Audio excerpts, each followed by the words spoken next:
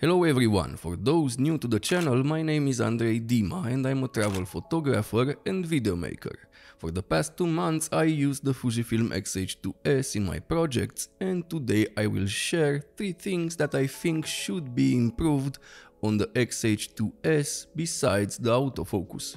I want to start by saying I really enjoy using the Fujifilm X-H2s. It became my main video camera and backup for photos, and I think it gets too much hate from people that barely used it or didn't use it at all. It's a great camera that needs just some little improvements. First, there is an option in this camera that can transform it in a first-gen Sony A7. This thing made me and a lot of photographers frustrated in the past while using other Fujifilm models. Made us miss a lot of photos, but in time made us more patient, like a puma stalking its prey.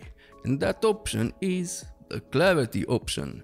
On past models I understood that the processor wasn't powerful enough and I was okay with that. Then, but now on the X-H2s with the new super fast processor and blazing fast CF Express Type B cards, the clarity option makes the X-H2s feel like a last gen mirrorless camera when you have it on.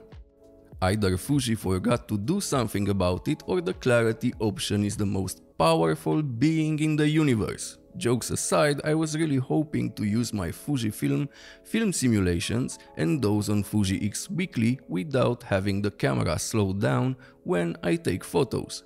Hopefully this will be addressed in a future firmware update. The next thing I would like to be improved is the customization of the front and back wheels, or the lack of, to be more exact. Gone are the days when you could assign the mere little ISO function to one of them.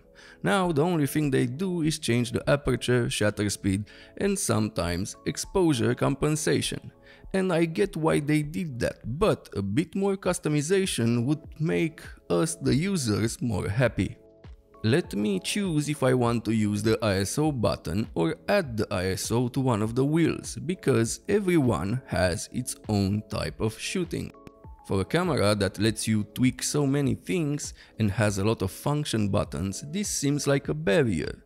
We are not children that are going to break the camera adding some functions to those wheels. At this budget, we are photographers and filmmakers that love to customize the hell out of their cameras.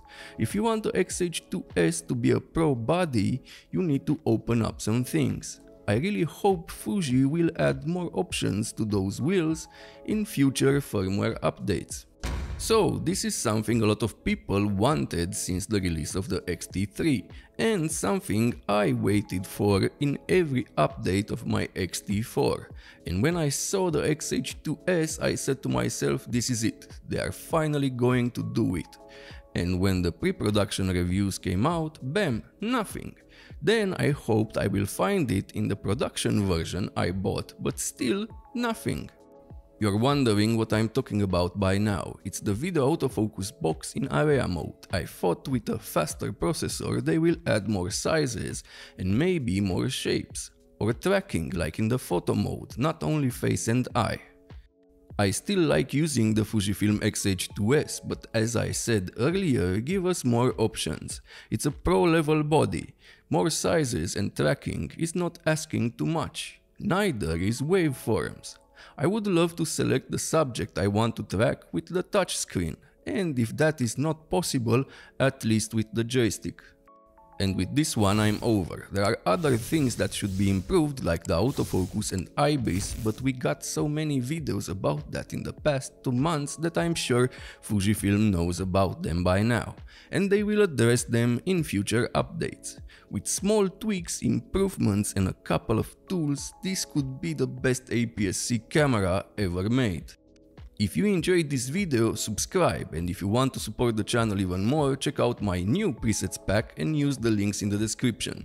See you next time.